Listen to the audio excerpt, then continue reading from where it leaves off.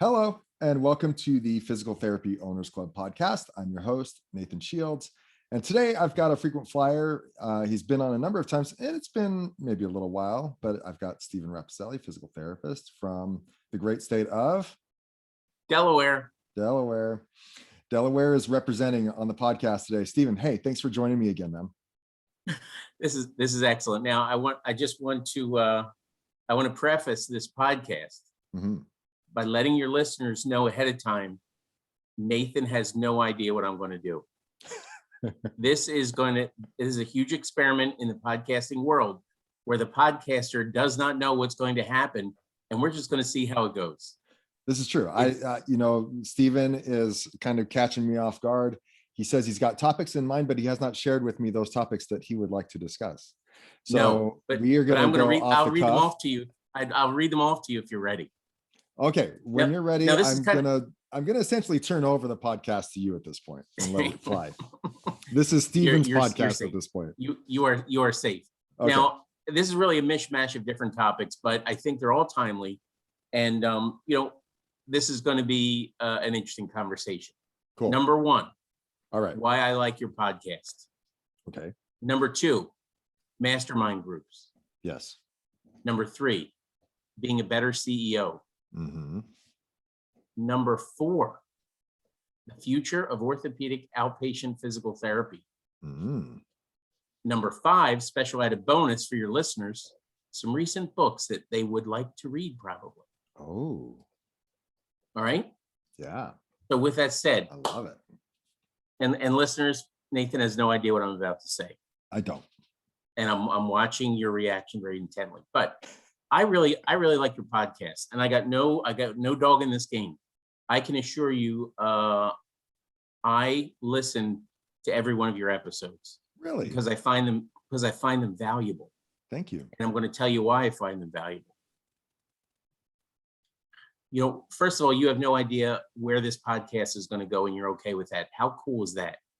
So you're a guy who's pretty comfortable in being flexible, adaptable, and just letting your guests kind of go where they want to go, if that's where they're going to go.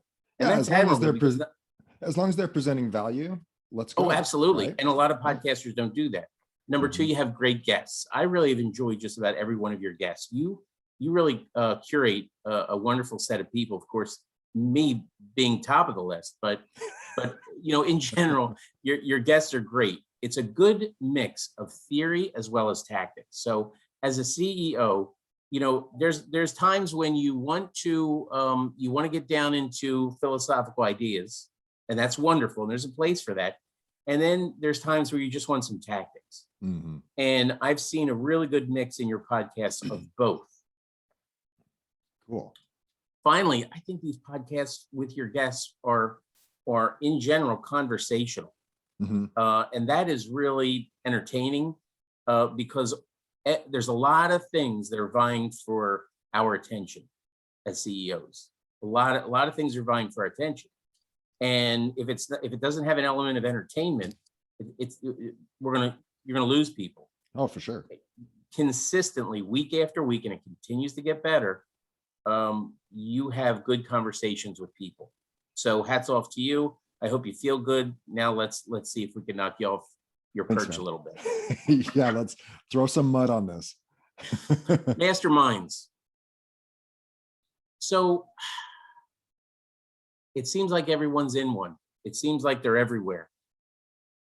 Nathan, what is the purpose of a mastermind group?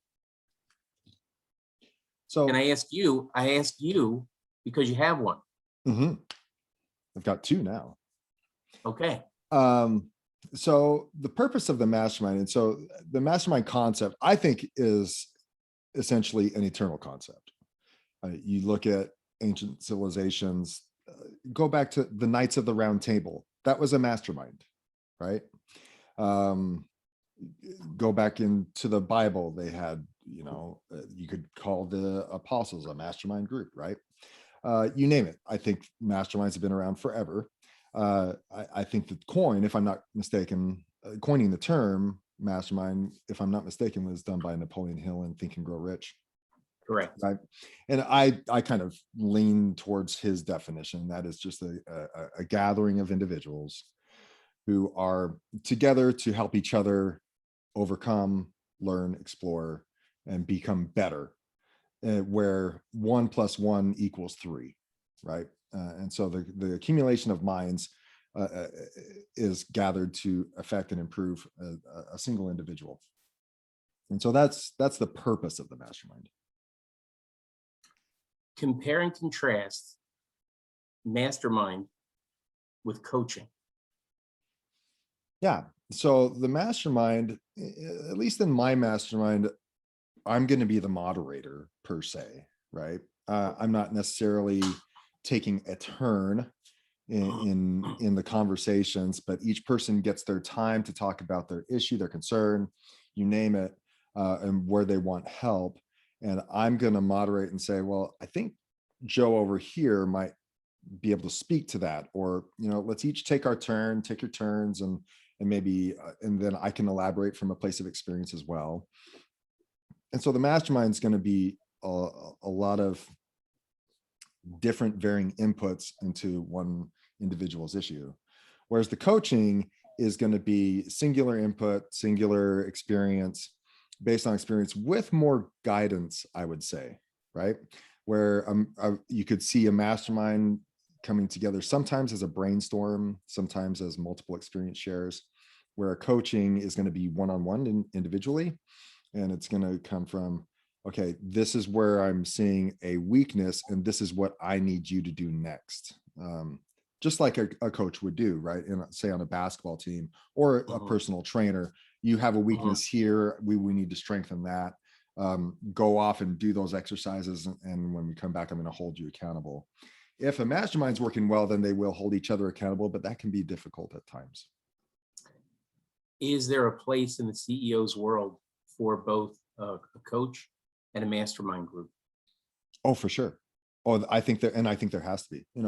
I haven't referred to it much recently as I'm looking over the past year of podcast episodes, but my mantra of reach out, step out, and network, the formula for a successful owner in PT practices, is to, number one, is to reach out and get some training, and that could be a coach or consultant. Step out means stepping out of full-time patient care, but 3 is to network. And networking, if you're really going to get a lot out of your network, you need to be communicating with them on a regular basis. And we just don't naturally do that. And so that's where the mastermind is another word for networking in my mantra. You have 2 mastermind groups. Why do you have 2? So simply, I had a group of 5 guys, and I had another 3 that wanted to join a mastermind. And I thought it might be a good time to split up and have 4 and 4. So now I have 2 groups, and that makes it easy. Honestly, we'll spend, with that group of 4 plus me, we'll spend a couple hours a month talking about issues. Yeah. Is being in more than one okay in your mind? More than one mastermind? Yeah. Oh, for sure. Yeah, I see no harm in that. But I'm coming from a place where I've had multiple coaches over years. I've been a part of multiple masterminds. I'm doing these masterminds through the Physical Therapy Owners Club. I'm also part of one of the peer-to-peer masterminds where I'm not a moderator, I'm just a member of the group. I also have a local mastermind here with some friends where we talk more about personal stuff and not necessarily business related stuff. So I'm personally in 4 masterminds at the moment. Well, that last statement is a perfect segue to my next question for you, Nathan, which is, what are the pros and cons of a PT versus a non-PT mastermind group? What is the value of all PTs forming a mastermind versus non-PTs and you participating in that mastermind group? Yeah, well, of course, the PT mastermind is the conversations we're going to have are specific to business. We don't delve into personal issues much. Sometimes we can if that's affecting our business. And I've been a part of business masterminds that have spoken to both, depending on where the owner is. And if they're going through a divorce, hey, we're not talking during his segment about his or her segment about his business. We're talking about their divorce. So my focus, of course, with the Physical Therapy Owners Club is the PT specific business related issues and anything else that might be affecting the business outside of that.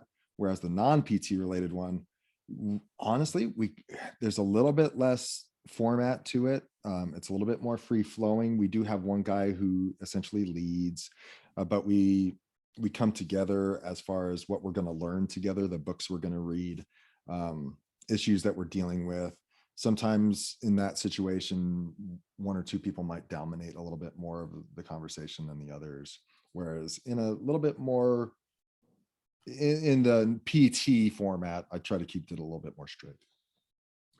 I think you might agree with me, Nathan, that in general, us PTs, we are some weird people as business owners. That's true. And sometimes we're our own worst enemy. And when we talk business with non-PT business owners, you could be shocked, and you can be shocked at the response of other non-PT business owners at how we think. Totally. You probably have experienced, a non-PT business owner saying to you, "Are you out of your mind?" Yeah.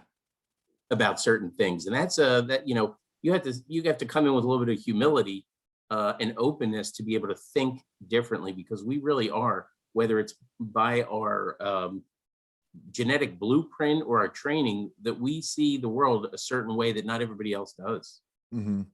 And usually the reactions I received in those situations was, "Why are you guys doing it that way?"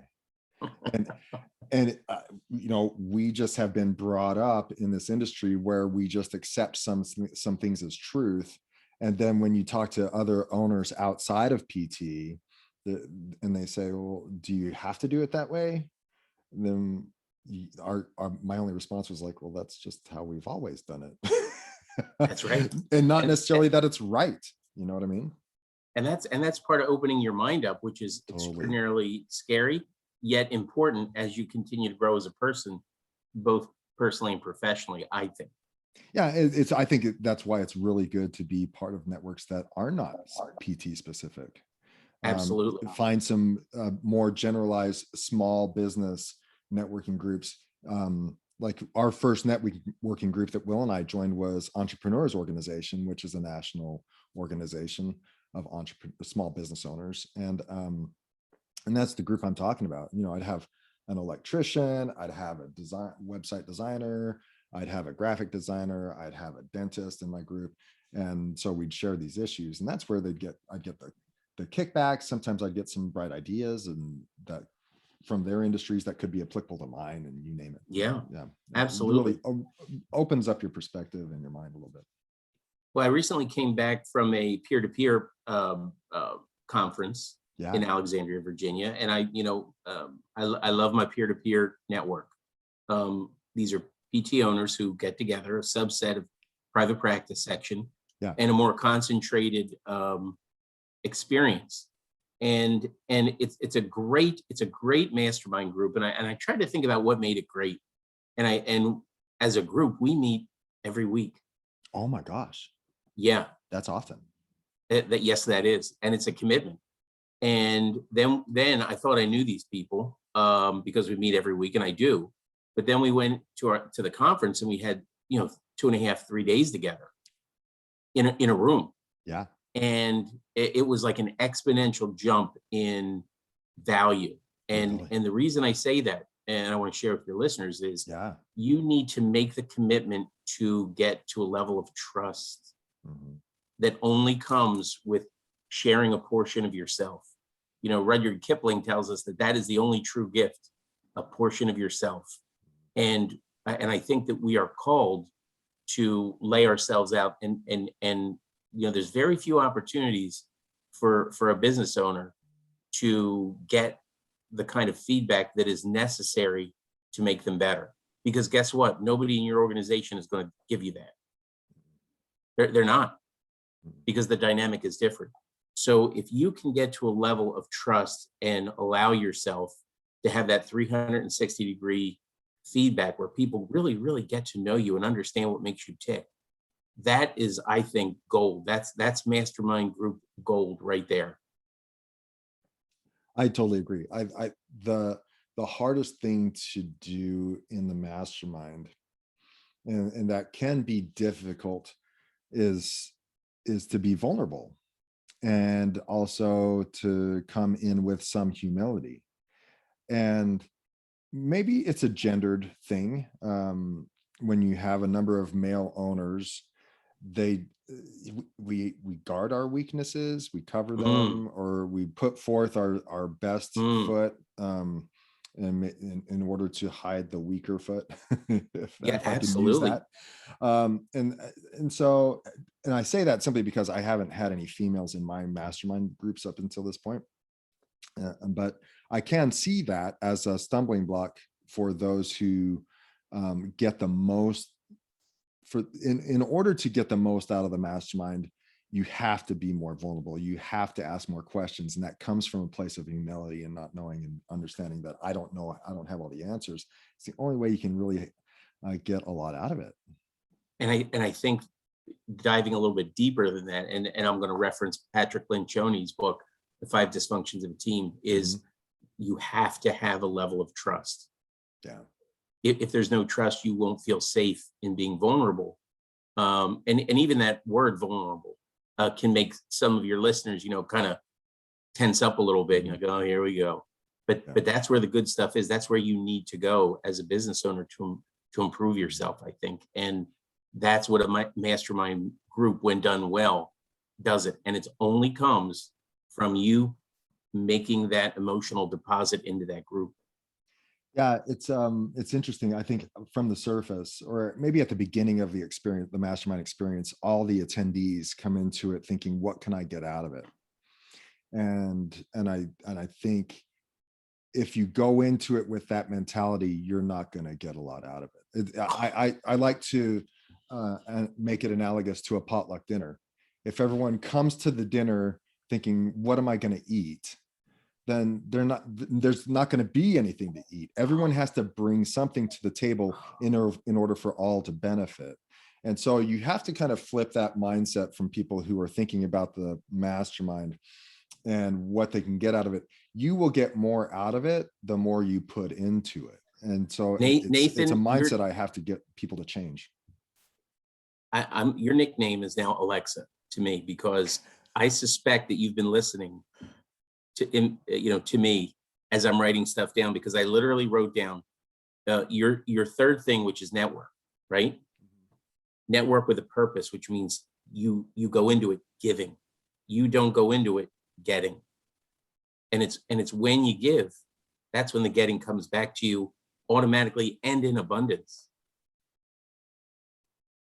Right? What can you give? And that's key. I agree. So let's keep going forward into topic number 3, which is how to become a better CEO. If you and your listeners are interested in becoming a better CEO, I have a couple tips. Hopefully. Number 1, you got to eat the frog. Now, that's the concept that comes from Brian Tracy, who says, do that least palatable thing first thing in the day. Eat that. Nobody wants to eat the frog. And if you wait till the end of the day to eat that frog ain't going to get eaten. Eat the frog first thing. Mm-hmm. And you and I both know that there are things in our lives where we just would prefer not to do it. And we can come up with all kinds of ways to delay that inevitable. Yeah. Those things that you don't want to do. Oh, yeah. And honestly, the thing that you don't want to do is the thing that you must do. Yep. Right? Yep. As Ryan Holiday would say, the obstacle is the way. Mm-hmm. Another great book. Yeah, one of my coaches said something similar. I'll never forget. He said, if it looks like death, run to it. Right? And so, and I can say from a coaching perspective and from my own lived experience, the one common thing that is the dread of most owners. And maybe this isn't just a PT related, it's probably a small business thing. And there's a reason why E-Myth Revisited was written. It was because owners don't want to write down their policy and procedures and put systems in place. It's just not Right. at that many times in my coaching scenario, I can get them to the point, but at some point the owner has to sit down and write, or, according to Michalowicz, even videotape it. Something has to be done in order to put systems and policies and procedures in place for everything that's done in the clinic. It takes time, and it's laborious, and it's no fun, and there's no immediate reward, and no one's going to pay you for it, you name it. But that's one of those eat the frog things that just has to happen. That's been one of my annual goals for decades. Right? Right. Absolutely. And it's the most unsexy thing you're going to do as a CEO, but it's probably one of the most valuable. Yeah. We can have a whole podcast on that. And I think some of your previous guests have had wonderful tips about doing that. It's the only way you can replicate yourself. I mean, you get to that point in your business growth cycle where you move from mom and pop organization, where you're not only checking people out at the register and stacking inventory and purchasing all the materials for your store, if you will, to going to an enterprise where other people are doing it for you, and there's a level of expectation that needs to be met.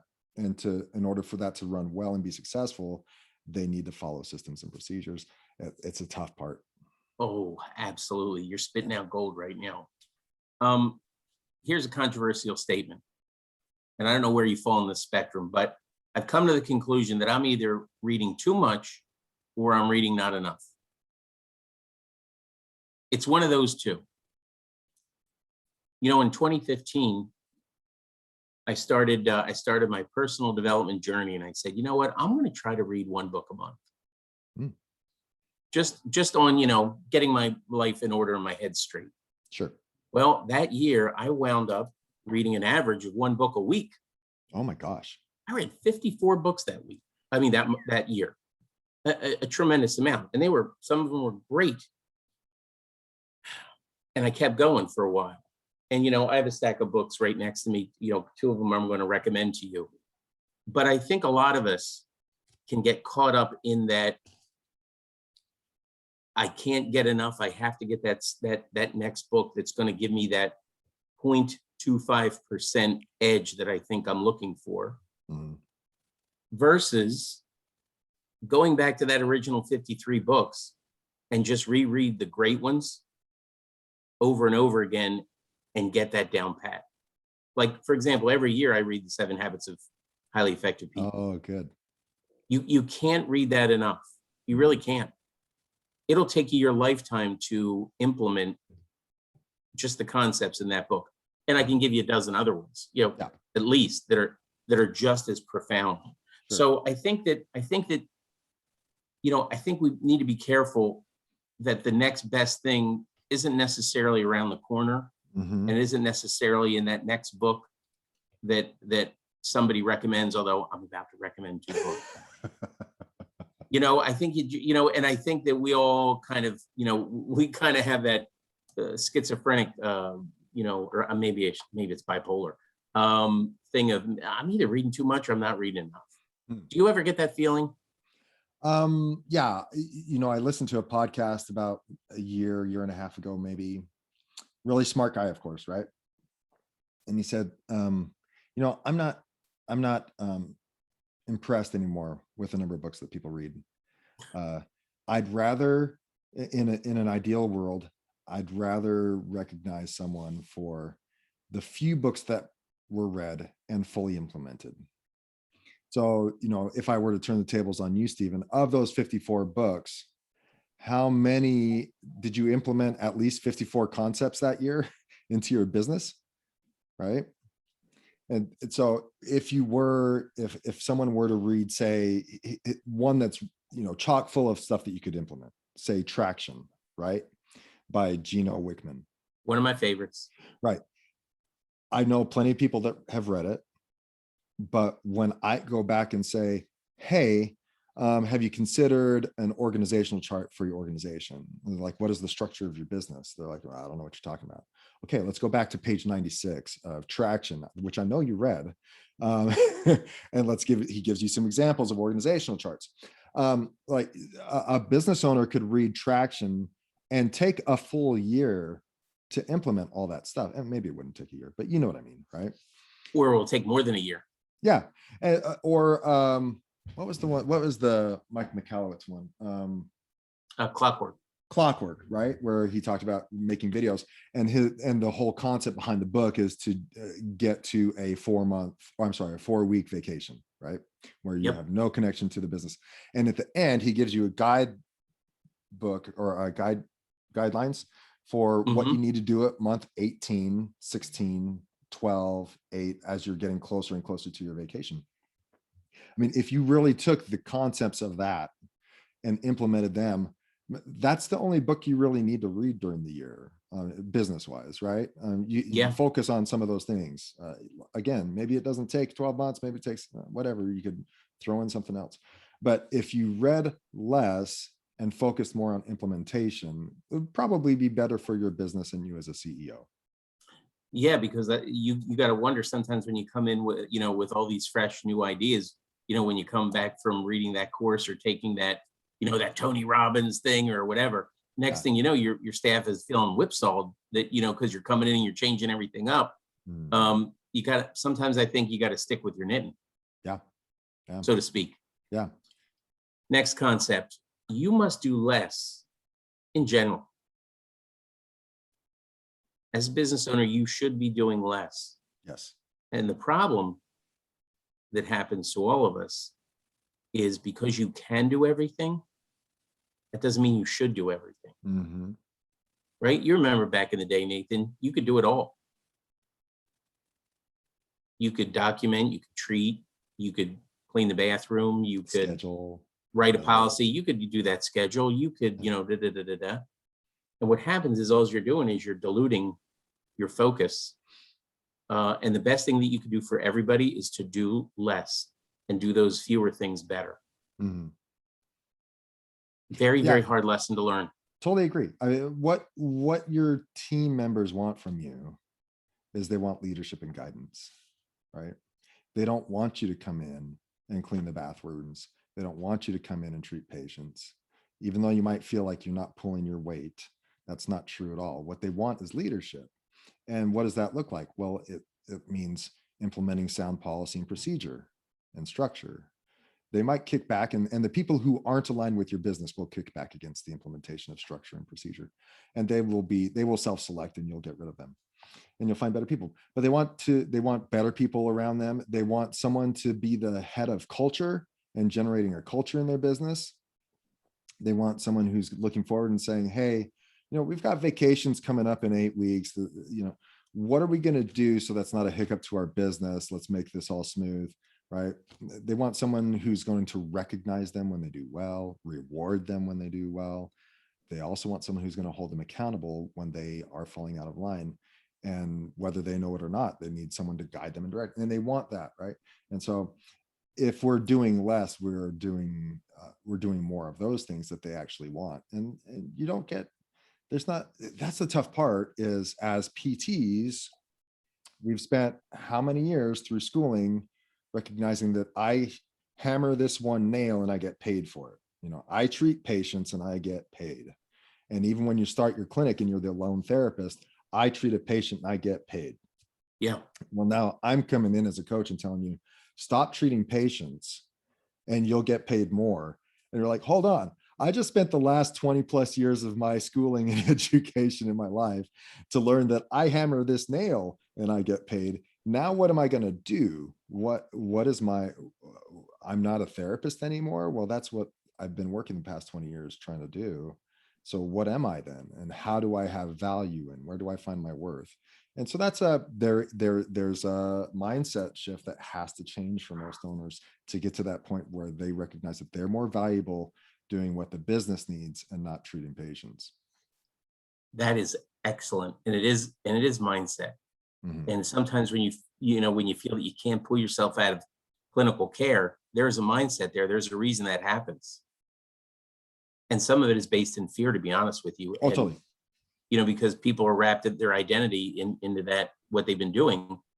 But now they don't realize they have a higher calling, and they can actually help more people Yeah. if they would just train other people to be, that Hammer in the nail. clinical, put the hammer in the nail. Yeah. And that the fear is legitimate, because part of it is, what am I going to do with my time now? Because they don't know. They don't know what to do. No one's taught them how to be an executive, an administrator, so, well, I'll pay my bills and I'll look at some numbers, but then what? But once they start recognizing how much the business wants them to work on it, then they start recognizing the plethora of things that they have to work on. And then it tips the scales, and like, I've got too much to do. I need to start prioritizing. And so there is a fear initially, though, like, if I have all that time, what am I going to do? How am I going to be valuable? Right. And that goes from a mindset where you exchange your time for money versus when you exchange value for money. Yeah. Right. So if you have a lot of value, it doesn't necessarily have to take time. In fact, time has nothing to do with it. Right. The value. Yeah. Right. Mhm. That's amazing. Now, last point about how to be a better CEO. Use the WAIT method. WAIT. Why am I talking? That's what that stands for. Why am I talking? Right? Mhm. Because as an owner, you walk into that room, you can take up all the oxygen. It's your way or the highway, and you can pretty much dictate how things go. Mhm. And because you like to get things done, GSD, get stuff done. That's at least how I call it. Yep. You just go in a bull and china shop and you get it done. And what Mhm. happens is you make everybody stop. That's right. You keep people from being their personal best, and Mhm. and to bring a perspective that you need. So start every meeting, write the word wait down in front of you on a piece of paper. And that stands for, why am I talking? Yeah. I love it. Little tip. This conversation reminded me of a quote that I got from, I forget the guy's name, but he does something called Mind Your Business podcast. Ooh. But the quote he said was, when you value your time more than money, you'll have more of both. So Boy, that's one to meditate on. Going back to what you initially said is that you need to do less, or recognize that when you value your time more than money, you'll have more of both, because you're going to use your time wisely at that point, right? And Because so that's finite. Yeah, exactly. But Isn't it? the American mentality is work hard, work long, and it pays off. Whereas that's not the society we live in nowadays. It worked well up until a point, probably up until 2000 or so. But now Mhm. in the information age, your value comes more from what you provide as a leader than it does as a worker. Excellent. Now, with that said, let's get into the controversial part of the podcast. Uh-oh. The future of orthopedic outpatient PT. Now, I just want to start a ground rule with what my dad told me, which is your most important function as a CEO and as an executive is to think. So these statements are designed to just make you think, right? A little bit controversial. Okay. I may believe this stuff, I may not, but it's designed to make you think. Sure. In general, we're steadily losing our edge in the marketplace as PTs. We are putting obstacles in our customers' way to use us by our own mindset and the way it's been done in the past. Well, guess what? Marketplace is different now. Now, The reality is that we all, as customers, as consumers, we all want a combination of good, fast, or cheap. Yeah. Right? As PTs, we should offer two of those unapologetically. Mm-hmm. There should be good and fast, Mm-hmm. good and cheap, cheap and fast. And if you want next level business smarts, offer your customers to pick what option they want. Right? If somebody walks into my office and they have an acutely sprained ankle, they want it fast. That's all they want. I got to get in now, right? Mm-hmm. Somebody calls in and says, oh, I want to be treated by Nathan and only Nathan. Well, Nathan's first appointment is 2 weeks from now, Mm-hmm. right? So they're choosing good over fast. Mm-hmm. Or someone who wants cheap. I don't want any out-of-pocket expense at all. Okay. Here's a list of exercises. See you later. Yeah. Right? It's not going to be good and it's not going to be fast. But maybe you need to start thinking as a business owner of, can you offer people that choice and say, here's, you do it in a diplomatic way, and you have to send the message correctly. But maybe we need to start thinking like that as physical therapists in delivering services, because we are losing market share. And not a lot of people say this in public, but I will. Why not? We're losing market share to pretty people on YouTube and pretty people on TikTok who look good in a bathing suit. I'm not one of them, because they're telling a better story than we are. Mm-hmm. They're telling a story better than we are as physical therapists.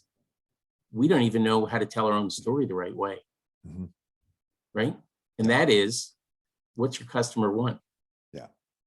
Not being able to tell your story well is how a business dies. And we're starting to see that, I believe. And all the things that make people outraged when they see, hey, did you see that guy on YouTube who was telling me how to fix my back pain fast? And he wasn't even a PT. He didn't even have any medical background, and I do. Well, guess what? He removed all obstacles to his customer, and he wins. Mm-hmm. You lose. Mm-hmm. Right? So we need Right. to start thinking differently as PTs. You need to find out what your customer wants and give it to them. Mm-hmm. Right? And I'll tell you a funny story. Back in the day when I was treating people, and it would be at the end of the day, and you'd be treating, let's say, a teacher, and they were coming in for a bad neck or whatever. And she would say to me, oh my God, when you put me on that heat for my neck, that feels so good. I would pay you just to put that on. And after about, 20 years of hearing that, it finally dawned on me, what if you did offer that to somebody? Yeah. Sure. What if you said, you know what? You come in here, I'm gonna put you on heat. I'm gonna put you on here for 15 minutes. I'm gonna close the lights off. You're gonna lie here in a dark room.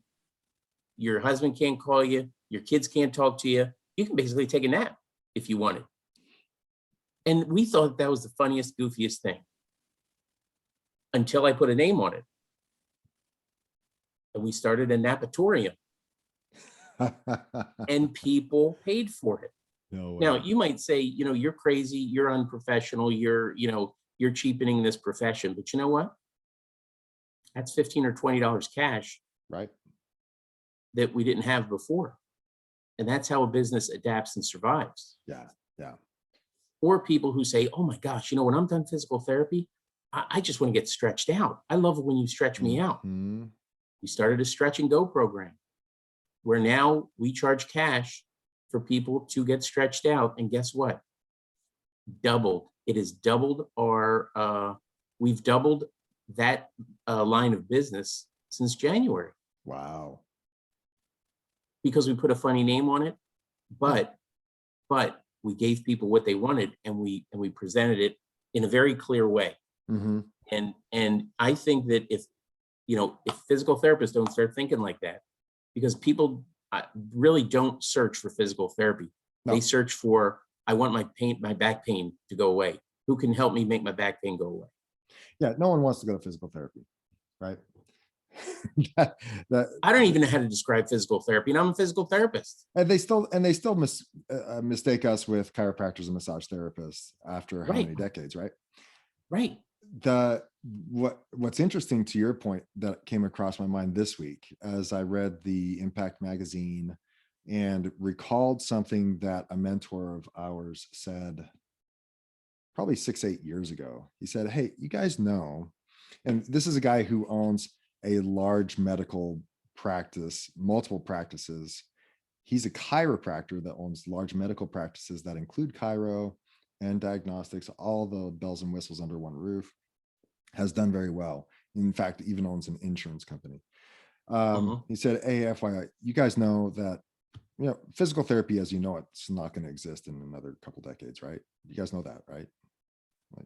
Like, what? That's offensive. Yeah. And so he said, it's just, it takes too long, right?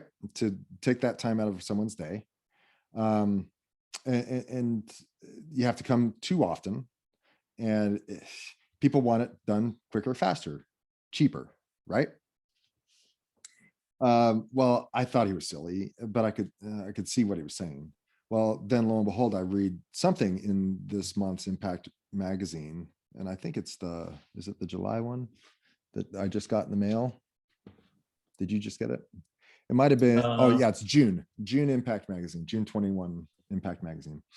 And someone referred to telehealth and referenced, and I'm counting this to be truth, but current studies are showing that some of the tele-PT services are getting this similar results to physical therapy services.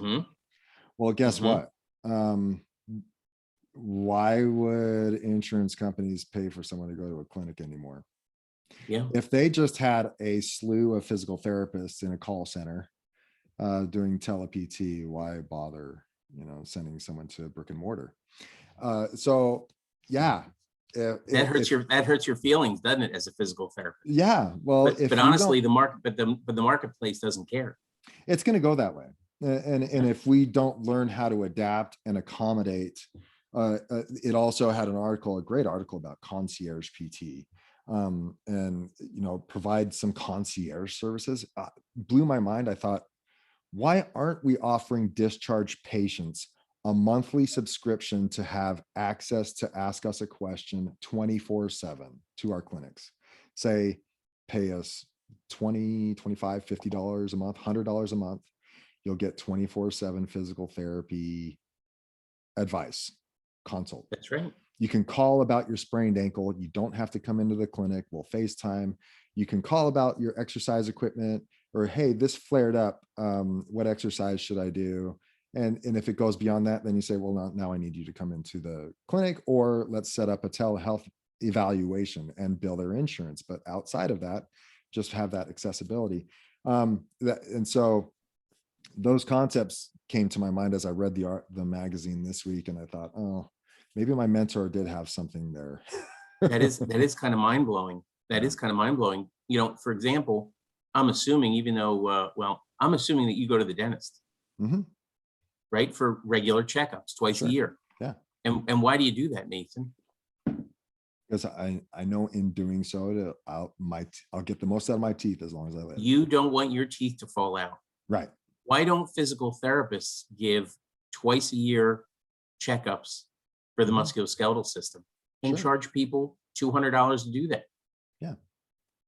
Right now, not everybody cares about that, but that's okay.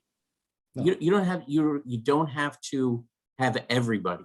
You just have that segment that values what you're offering.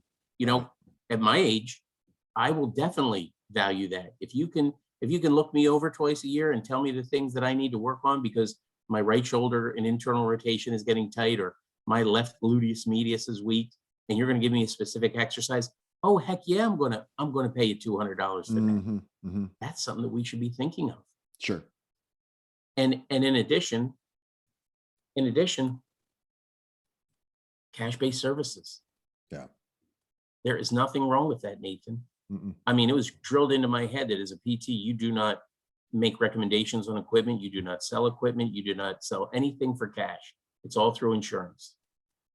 right? And honest to goodness, that is like walking into McDonald's and buying a hamburger and them refusing to sell you the French fries, Yeah. right? That's like going out and they go, I'm going to take a Big Mac, and they're going to go, well, you know what? You can get French fries, but why don't you go down the street to get those because they're a little bit cheaper. Yeah. You're like, what? Huh? That's what we do as physical therapists That's all true. the time. Mm-hmm. I mean, shouldn't I know what the best pillow is for your neck? Yeah. Shouldn't I know what bed is good for your back Sure. versus the My Pillow guy? Mm-hmm. Just saying. So we're gonna get out of control if we keep going. But let's finish this with a couple good books that I think are good. Uh-huh. Are you ready? I want to know. Can't do it. Who, Not How, Oh my gosh. by Dan Sullivan and Benjamin Hardy. Most influential book I've read in years. Really? Oh yeah. I agree F1. with you. Here's my impact filter. Oh my gosh. I have shared that book. I've never shared books before. I've shared at least 15 copies of that book. Holy cow. See how this is going well? And you Yeah. were nervous. So that book is super, super good because it really changes your mindset, I think, Nathan, from Totally. thinking not how am I going to do it, but who am I going to get to do this? Yeah. Right? Because you don't do your taxes, do you, Nathan? Nope. You get your accountant to do it because they're better at that than you. Yeah. You're paying him for a result, and that's not going to jail. Mm-hmm. Right? And so that's what you're paying for. That's right. So that's the book in a nutshell. But boy, you should read it. Everybody should read it, I think. I've been meaning. I've even thought about doing a whole podcast about it. I think you should. I think that's excellent. Great. The other one that I like lately is Business Made Simple. Read that. By Donald Miller. Not bad. Now you might say to yourself, well, geez, you've been in business for 30 years. What the heck are you reading a book called Business Made Simple? And really, even after 30 years, you should be open to learning some things. Definitely. And the thing that I love about Business Made Simple in his other book, Building a Story Brand. Yes, love building a story brand. Is making your customer the hero of the story, not you. Yes. Right? You're the guy. Yep. And now there's a separate podcast. Totally. But that book really puts your thinking upside down, and you look at all your marketing a different way after you read that, and you understand the concept of how customers respond to that message. Yep, definitely. Yeah, I love both of those books. The one I'm really excited about right now is called Effortless by Greg McKeown. He had a bestseller called Essentialism a few years ago. And then I heard him on Tim Ferriss's podcast a couple months ago. Great book, great ideas. He's not going to give you a lot of nuts and bolts like the who, not how, right? But loved Effortless and the importance of finding those things that are easier for you and letting go of some of the other things. Well, for example, what I should say is starting from ground zero and building up instead of saying, hey, look at this complex issue. How can we simplify it? Start with what is the minimum viable product we got to achieve, and how do we get from point A to point B with the least amount of steps? Yeah. Essentially, I mean, that's Effortless in a nutshell, right? Nathan, I think it's a really great non-trivial exercise when you recommend a book to be able to synthesize the major points, because it really forces you to distill out of that. Totally. What was it about that book? That's a great exercise for somebody to do, is to say, why am I recommending this book Effortless? What's so good about it? And trying to verbalize that. Yeah. And it solidifies that in your head, right? Wow. Yeah. Great Nathan, book. I hope that you weren't uncomfortable in this podcast. I think you did very well. Yeah, not uncomfortable at all, man. Yeah, it's always great having you on. You're always going to throw me for a curve somehow. Seriously, you had no idea what I was going to talk about, and that was real, authentic interaction, and that's super valuable. As someone who really values their time, Mhm. That's why you listen to a podcast like yours, Right. because you know it's going to be authentic, and you know you're going to get genuine value out of it. So, Right. Well, the last question I have for you is, oh boy. how do I title this episode? You've left me in a lurch, man. We covered a ton of stuff. You'll come up with something. Oh yeah. Okay. Come on. All right. Don't miss this episode, no matter what. There you go. Yeah. Now, what I hope this discussion spurred some thoughts in your listeners, and they will reach out to you either on your Facebook page or via email, and just start a dialogue. That's for sure. what we as PT owners need more of, and that is some cutting edge thought to open up our minds. Yeah. Yeah. I always love it when listeners email me, simple questions, business questions, and maybe we hop on a call if necessary via email. I love seeing the interactions that people have had on the Facebook group, people coming from different backgrounds, but also with different questions that aren't necessarily for me. Just like, hey guys, what do you do about this? And to see other people in the group respond to them, And just that see it gives go. me some fulfillment. That's awesome. Absolutely. You're definitely doing what you should be doing. Yeah, I like that. This is your ministry. That's right. That's right. Well, cool. Stephen, thanks so much for your time. If people wanted to make you part of their network, how would they do that? Are you willing to share your contact info? Sure. You could probably they could search me on LinkedIn. They could email me directly. I'm one of those crazy Italians, so I have a long last name. It's S Rapposelli at pptandfitness.com. I'm hoping nobody wrote that down correctly. But if they do, they can reach me that way. And just always happy to help anybody. I got nothing to sell, but hoping we can move the profession forward. That's what it's all about. Well, thanks for your time, man. I appreciate you taking the time today. Always a better man after I speak to you, Nathan. Thanks, Steve. Peace.